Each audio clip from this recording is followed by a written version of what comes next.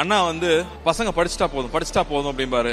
ஐயோ நிறைய காசு தேவைப்படுது, என்ன பண்ணும் போதெல்லாம் அண்ணி சொல்லுவாங்க, காசு வச்சா ஆரம்பிச்சோம், அன்பு வச்சுதானே ஆரம்பிச்சோம், அது வரும்னு அண்ணி சொல்லுவாங்க. அப்படி அண்ணி சொல்லலன்னா இவர் எப்படி தொடர்ந்து ஓட முடியும்?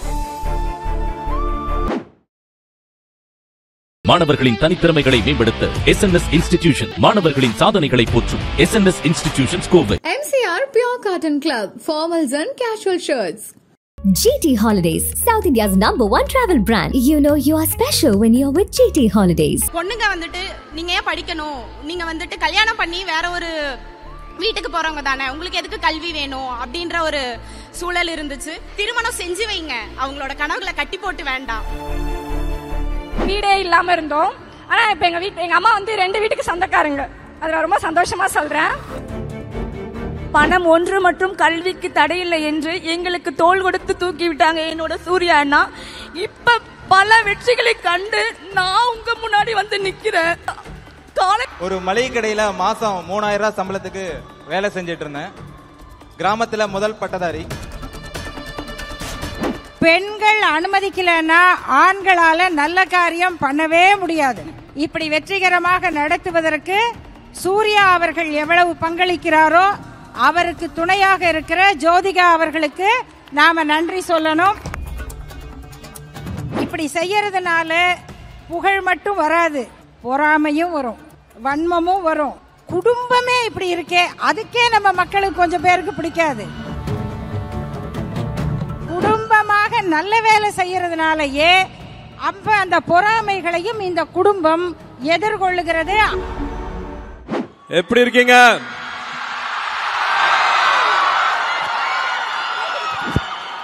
அகரம் குடும்பம் எப்படி இருக்கீங்க? நல்லா இருக்கீங்களா? விதை திட்டம் மட்டும் 15 வருஷம் ஆயிடுச்சு. இந்த நாள் ரொம்ப அழகா இருக்கு. எல்லாரும் சேர்ந்து வந்ததுக்கு, இந்த நேரம் கொடுத்ததுக்கு எவ்வளவு நன்றி சொன்னாலும் பத்தாது. அவ்வளவு சந்தோஷமா இருக்கு எல்லாரையும் ஒண்ணு சேர்த்துக்க பாக்குறதுக்கு. தங்கைகளை, தம்பிகளை, இந்த குடும்பத்தை. நல்லா சாப்பிட்டீங்களா?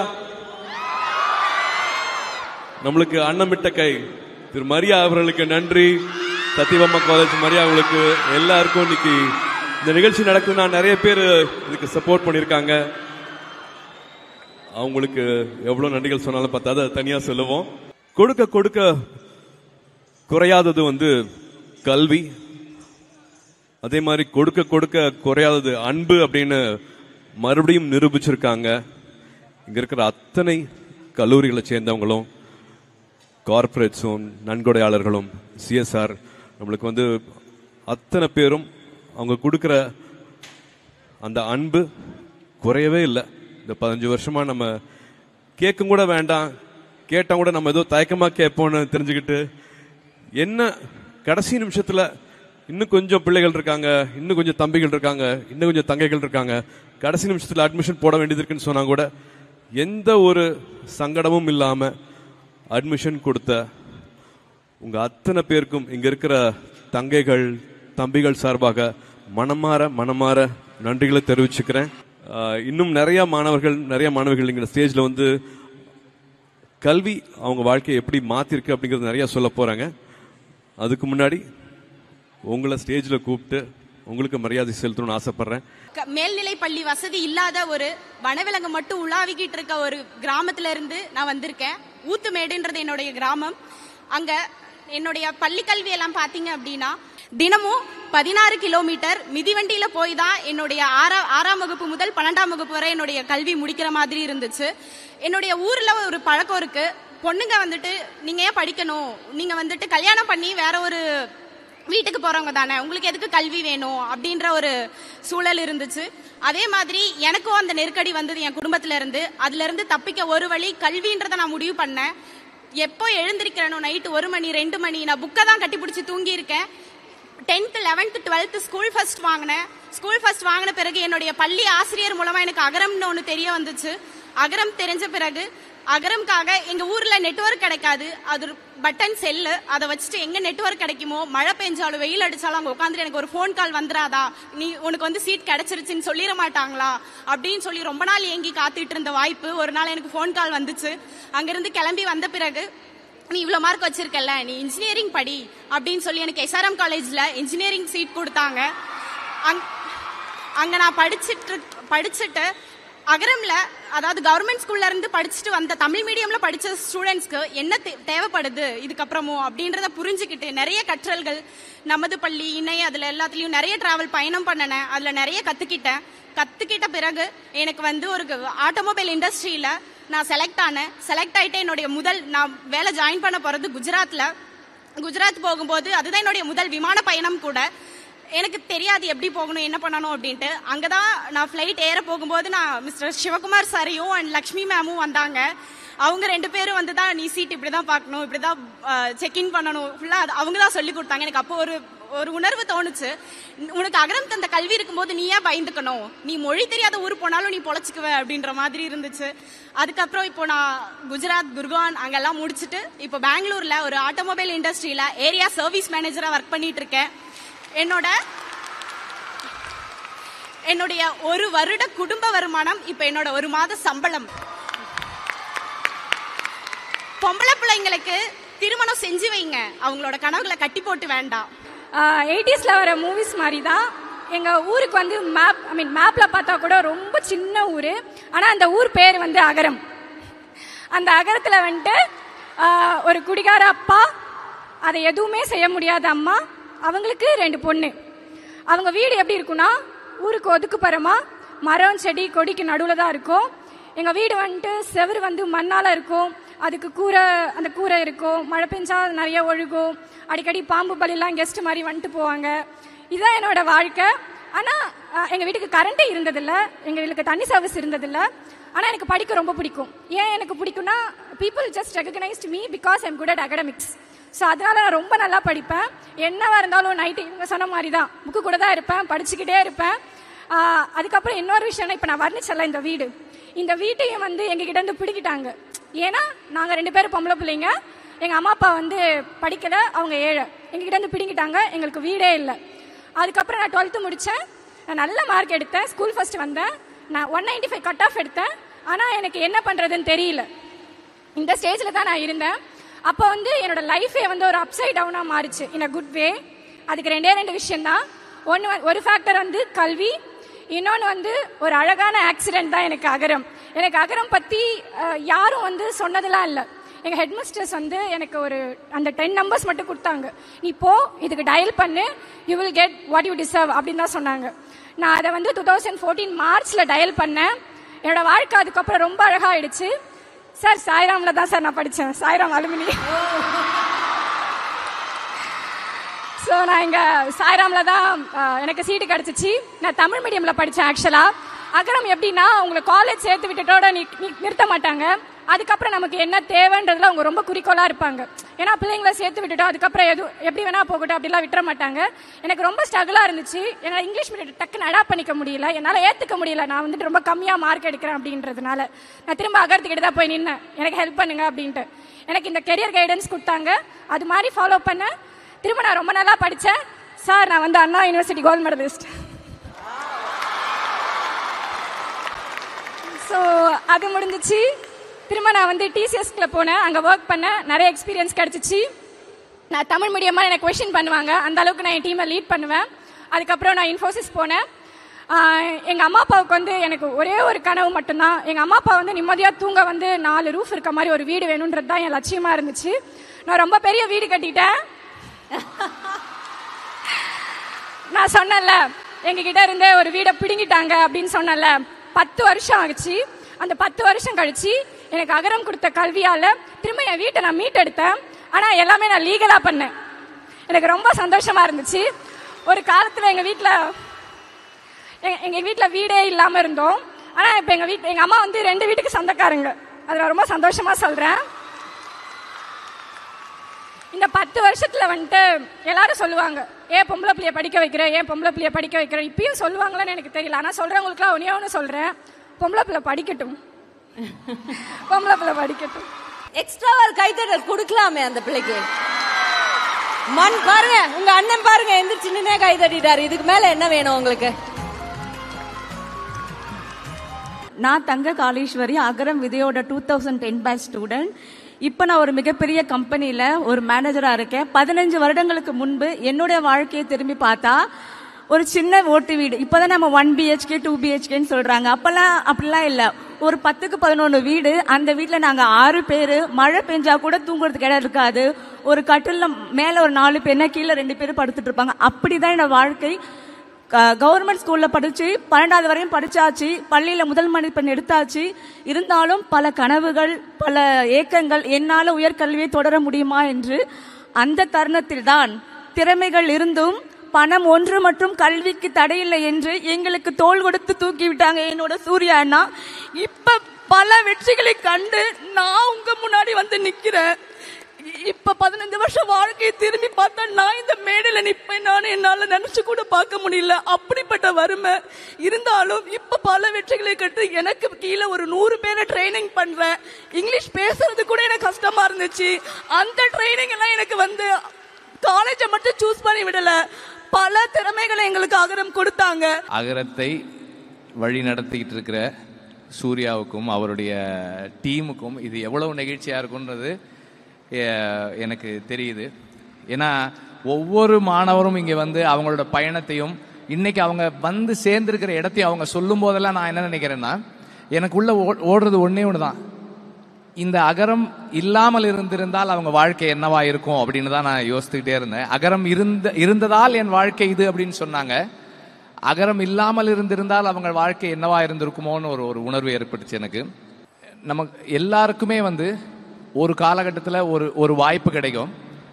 நம்ம கையில் வந்து கொஞ்சம் பொருளாதார வசதியும் கொஞ்சம் சமூக செல்வாக்கும் இருக்கும். அந்த நேரத்தில் நாம் என்ன செய்யணும்னு முடிவெடுக்கிறோன்றதை பொறுத்து தான் நாம் யார் அப்படின்றது தீர்மானமாகுது. ஒரு விதைன்னு ஒரு திட்டம், அதில் வந்து இளைஞர்களுக்கு கல்வி கொடுக்கணும்னு தீர்மானிக்கிறது இருக்கு இல்லையா. அண்ட் அது எப்படிப்பட்டவங்களுக்கு அந்த கல்வி போய் சேரணும், அதை யார்கிட்ட சரியா கொடுக்கணும், எவ்வளவு இன்ஸ்பயர்டா யங்ஸ்டர்ஸ் இருக்காங்க, அந்த சரியான இளைஞர்களை தேடி அதை அவங்க கிட்ட கொடுக்கறது இருக்கு இல்லையா. நான் கொஞ்சம் விசாரிச்சதுல சொன்னாங்க 98% சக்சஸ் ரேஷியோ. அகரம் ஒரு கைனா அந்த மாணவர்கள் இன்னொரு கை. ஏன்னா அவங்களும் வந்து 100% அவங்களுடைய உழைப்பை போட்டு இந்த இடத்துல வந்து சேர்ந்திருக்கிறாங்க. அப்படிப்பட்ட மாணவர்களை தேர்ந்தெடுக்கிறதுக்கான தேர்வு முறை உட்பட எல்லாமே ரொம்ப சிறப்பானது. ஒரு மளிகை கடையில மாசம் 3000 ரூபாய் சம்பளத்துக்கு வேலை செஞ்சிட்டு இருந்தேன். கிராமத்துல முதல் பட்டதாரி. அம்மா அப்பா எல்லாமே விவசாய குடும்பம் தான். 12வது முடிச்சுட்டு அரசு பள்ளியில 12வது முடிச்சுட்டு 200க்கு ஒரு 197 கட் ஆஃப் எடுத்தாச்சு. மளிகை கடையில் வேலை செஞ்ச வருமானத்து மூலியமா மருத்துவக் கல்லூரிக்கு அப்ளிகேஷனும் போட்டாச்சு. ஆனா காலேஜ் படிக்க முடியுமா அப்படிங்கிற ஒரு பயம் எனக்குள்ள இருந்துகிட்டே இருந்தது. அப்பதான் அகரம் பத்தி எனக்கு தெரிய வந்துச்சு. அகரத்துக்கு அப்ளிகேஷன் போட்டிருந்தேன். அகரம் மூலியமா 2015ஆம் ஆண்டுல ஸ்டான்லி மெடிக்கல் காலேஜில் MBBS சீட்டும் கிடைச்சது. எனக்கு தேவையான காலேஜ் ஃபீஸ், ஹாஸ்டல் ஃபீஸ் எல்லாத்தையும் அகரம் கட்டினாங்க. அது மட்டும் இல்லாம அகரத்தோட பயிற்சி பட்டறைகள், வாலண்டியர்ஸோட மெண்டர்ஷிப், பல துறை மாணவர்களோட நட்பு, இப்படின்னு பல வகையான ஆளுமை திறனையும் தலைமை பன்மையும் எனக்குள்ள கொடுத்துச்சு. அதன் மூலயமா அகரம்ல படிக்கிற பேராமெடிக்கல் ஸ்டூடெண்ட்ஸ், டாக்டர்ஸ், இவங்க மூலயமா கல்வராயன் மலை, ஜவாது மலை, இப்படி பல மலை கிராமங்களுக்கு சென்று மருத்துவ கேம்ப் பண்றதுக்கான சமூகம் சார்ந்தவனா என்னையும் மாத்துச்சு. இப்படி ஒரு மளிகை கடை பையனை மருத்துவர் கமலக்கண்ணனா அகரம் ஃபவுண்டேஷன் என்ன மாத்திருக்கு. இப்ப இந்த மேடையில நிக்கிறது வந்து எவ்வளோ பெருமையா இருக்குது அப்படின்னு சொன்னா, இந்த ஒவ்வொருத்தருக்குள்ளேயும் நானே இருக்க மாதிரி இருக்கு. இந்த சினிமாவில் அப்படியே கண்ணாடி கண்ணாடியா இருக்கும், எங்க பார்த்தாலும் நம்ம முகமே தெரியும். அப்படி எங்க பார்த்தாலும் என் முகமே தெரிகிறது. ஏன்னு சொன்னா, நான் வந்து ஒரு அரசு பள்ளி மாணவி. 1ஆவதுல இருந்து 12வது வரைக்கும் தமிழ் மீடியத்தில் படிச்சுட்டு, அப்புறம் நேரடியாக இவங்க மாதிரி BA இங்கிலீஷ் லிட்ரேச்சர் படிச்சு, அப்புறம் சட்டம் படிச்சு சென்னை உயர்நீதிமன்றத்தில் 37 ஆண்டுகளா வக்கீலா இருக்கேன். இதுக்கு காரணம் வந்து அடிப்படையில் எனக்கு என்னுடைய பெற்றோர், தந்தை பெரியார் கொடுத்த அந்த தன்னம்பிக்கை, அந்த மாதிரி பெண்ணாக நம்ம இருக்கணும் அப்படிங்கிற ஒரு உறுதி. இந்த இடத்துக்கு நான் உங்களுக்கு ஒரு முன்மாதிரியாக உங்களை பாராட்டுற தகுதியோட வந்திருக்கிறதுக்கு காரணம் பெரியார் பெரியார் பெரியார். அவரை நம்ம என்னைக்கும் ஞாபகம் வச்சுக்கணும். ஏன் பெண்களை பெரியாரை பத்தி படிக்காதீங்க பேசாதீங்க அப்படின்னு சொல்றாங்கன்னா, படிச்சா நம்மெல்லாம் முன்னேறிடுவோம், அவங்க பேச்ச கேட்க மாட்டோம். அவர் ஒருத்தர் தான் சொன்னாரு, பெண்கள் கையில கரண்டிய புடுங்கிட்டு புத்தகத்தை கொடுங்க, கரண்டிய புடுங்கிட்டு புத்தகத்தை கொடுங்க. அதனால உங்க எல்லார் கையிலும் இன்றைக்கு புத்தகம் என்னும் ஆயுதம் இருக்கு. நீங்கள் உலகை வெல்வீர்கள். உங்களுக்கு வாழ்த்துக்கள். நமது அண்ணன் சிவகுமார் அவர்களுடைய இணையர் லக்ஷ்மி அம்மா அவங்களுக்கு நன்றி சொல்லணும். ஏன்னா பெண்கள் அனுமதிக்கலன்னா ஆண்களால நல்ல காரியம் பண்ணவே முடியாது. முடியுமா? யாராவது சொல்லுங்க, முடியுமா? என்னதான் சொன்னாலும் பின்னாடி இழுத்துருவாங்க. அதை போல இந்த அகரத்தை இப்படி வெற்றிகரமாக நடத்துவதற்கு சூர்யா அவர்கள் எவ்வளவு பங்களிக்கிறாரோ அவருக்கு துணையாக இருக்கிற ஜோதிகா அவர்களுக்கு நாம நன்றி சொல்லணும், அவங்கள பாராட்டணும். இங்கு தம்பி கார்த்திக் அவர்கள் வந்திருக்காங்க. இந்த மாணவர்களாகிய நீங்கள் இது கிடைச்சது அனுபவிச்சோம் அப்படியே போயிடுவோம் அப்படின்னு நினைக்காம மீண்டும் உங்களுக்கு அடுத்த தலைமுறைக்கு நாங்க இதை செய்வோம், எங்க ஊருக்கு இதை செய்வோம்னு உணர்கிற அந்த அறத்தை கற்றுக் கொடுத்த அகரத்துக்கு நீங்கள் தான் தூண்கள். அவர்கள் விதைகள், நீங்கள் விழுதுகள். இந்த விழுதுகள் இனி இந்த மரத்தை தாங்கும். ஒரு பெரிய தொண்டு அல்லது உழைப்பினுடைய பயன் என்னன்னா, நாம இல்லாட்டியும் அது நடக்கணும், நாம இல்லாட்டியும் அது நடக்கணும். அப்படிப்பட்ட அடுத்த அடுத்த கட்டத்துக்கு இதை நகர்த்தி செல்லுகிறவர்களாக உங்களை உருவாக்கிய அகரம் பெரும் சாதனைக்குரியது. பல நேரங்களில் இப்படி செய்யறதுனால புகழ் மட்டும் வராது, பொறாமையும் வரும், வன்மமும் வரும். எதனால வன்மம்? குடும்பமே இப்படி இருக்கே, அதுக்கே நம்ம மக்களுக்கு கொஞ்சம் பேருக்கு பிடிக்காது.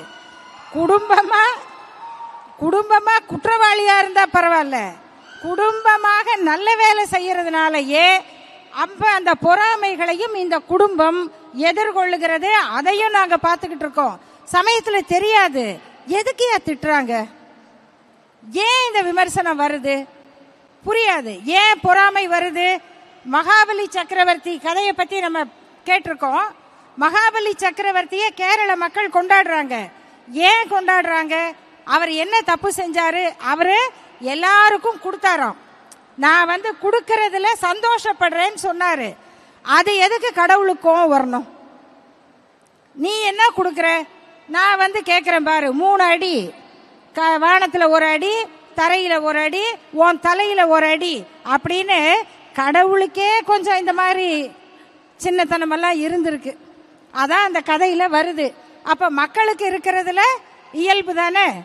அதையும் தாங்கிக் கொண்டு பாகக்காய சாப்பிடு, பாகக்காய் சாப்பிட விரும்புன்னு சொன்னா பிடிக்குமா? அப்படிதான் அறம் செய்ய விரும்புங்கிறது. நல்லதை செய்ய விரும்ப மாட்டோம், ஆனால் விரும்புங்க. நம்ம தொடர்ந்து சோசியல் மீடியால பார்த்துட்டே இருக்கிறது எங்க யாருக்கும் யார் மேலேயும் அக்கறையே கிடையாது, எல்லாருக்கும் எல்லார் மேலேயுமே ஒரு பொறாமை. இது ஒரு ஒரு ஒரு சுயநலமான ஒரு சமூகத்தில் தான் நம்ம இருக்கோம் அப்படின்னு தான் நம்ம எப்பவுமே பார்த்துட்டே இருக்கோம். ஆனா இந்த மேடையை விட ஒரு அழகான ஒரு மேடை இருக்க முடியாதுன்னு நினைக்கிறேன். ஏன்னா இங்க எங்கேயோ இருக்கிறவங்க தனக்கு எந்த வகையிலும் தொடர்பில்லாத இன்னொருத்தங்க நல்லா இருக்கணும்னு சொல்லி அவங்க நமக்கு திரும்ப எதுவுமே செய்ய மாட்டாங்க, ஆனா அவங்க நல்லா இருந்தா போதும்னு செஞ்சதுதான் அகரம். அப்படி பார்த்தா நம்மளது ஒரு பெரிய அன்பு சார்ந்த ஒரு சமூகம் அப்படின்னு இன்னைக்கு எனக்கு ரொம்ப அழகா உணர்றேன். நான் ஒவ்வொரு நாளும் உணர்வேன். எங்கேயோ ஒரு டிவியில பார்த்துட்டு இருக்கிறவங்க நானும் அகரத்துக்கு செய்யணும்னு அமெரிக்கால இருந்து ஒருத்தங்க ஃபண்ட் அனுப்புறாங்க. இங்க கல்வி நிறுவனங்கள் வச்சுட்டு இருக்கிறவங்க அவங்க நிறைய பசங்க படிக்கிறாங்க. ஆனா எந்த பையன் படிக்கணும்னு ஆசைப்படுறான், எந்த பொண்ணு படிக்கணும்னு ஆசைப்படுதோ அவங்களுக்கு போய் கல்வி சேரணும்னு சொல்லி இலவசமா கல்வி அளிக்கிற அவ்வளவு பேர் இங்க இருக்காங்க. அவங்க ஒவ்வொருத்தருக்கும் நன்றி சொல்லணும். ஏன்னா அந்த குழந்தைகள் அன்னைக்கு வெற்றிமாறன் சார் பேசும்போது ஒரு வார்த்தை சொன்னார் இல்லையா, அகரம் இல்லைன்னா அவங்க வாழ்க்கை என்ன இருக்கும். ஒரு பெரிய ஒரு இருட்டான ஒரு குழியில இருந்து குழந்தைங்கள்லாம் கையை நீட்டிட்டு அண்ணா என்னை காப்பாத்துங்கன்னு சொல்றது மட்டும்தான் எனக்கு காதுல கேட்டுட்டே இருக்கும். ஏன்னா ஒவ்வொரு வருஷமும் அகரம்ல வந்து நான் கேட்டுட்டே இருப்பேன், எவ்வளவு அப்ளிகேஷன் வந்துச்சுன்னு. இது வரைக்கும் ஒரு 95,000 அப்ளிகேஷன் வந்திருக்கு. 95,000 அப்ளிகேஷன் வந்ததுல ஒரு 20,000 பேர் வீட்டுக்கு போய் தன்னார்வலர்கள் பார்த்துட்டு வந்திருக்காங்க. அந்த 20,000 வீடுகள்ல இருந்து இது வரைக்கும் ஒரு 1,800 குழந்தைகள் என்னமோ தான் நம்ம காப்பாற்ற முடிஞ்சிருக்கு. ஆனா அந்த 20,000 குழந்தைகளும் இருட்டுல இருந்த குழந்தைகள். அதுல நிறைய பேர் நம்மால வந்து வழிகாட்டி காப்பாற்ற முடிஞ்சு. ஆனா இன்னும் இருட்டுல இருக்கிற குழந்தைகள் நிறைய இருக்காங்க அப்படின்னு நினைக்கும் போது மனசு பதறுது. அப்போ இந்த மாதிரி ஒரு நிகழ்ச்சியில அகரம் ஒரு 16 வருஷம் தாண்டி வந்திருக்கு. தொடர்ச்சியா போராடி இருக்காங்க. இது ரொம்ப ஈஸியான ஒரு ஜேர்னி இல்ல. அவர் என்னங்க அவர் பாத்துக்குவார், அவர் என்ன பாத்துக்குவாங்கன்னு ஈஸியா சொல்லிடலாம். அப்படி நடக்கல. இது எல்லாரும் சேர்ந்து செஞ்சதுதான் அகரம். எல்லாரும் தொடர்ச்சியா செஞ்சதுதான் அகரம். 16 வருஷம் நடந்திருக்கு.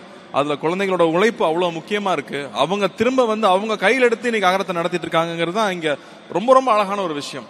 இந்த விஷயத்துல நான் முக்கியமா நினைச்சு பாக்குறது யாருன்னா அந்த குடும்பங்களை தான். அந்த ஒரு குழந்தை படிச்சு வந்ததுக்கு அப்புறம் அந்த அப்பாவுக்கும் அவங்க அம்மாவுக்கும் இருக்கிற ஒரு சந்தோஷம் இருக்குல்ல, அது எந்த அளவு நம்ம ஈடு கொடுத்துட முடியுமா? கல்வி மட்டும்தான் அதை திருப்பி கொடுத்துருக்கு. இந்த விஷயம் தொடர்ந்து நடக்கணும் இல்லையா? அண்ணா வந்து பசங்க படிச்சுட்டா போதும் அப்படிம்பாரு.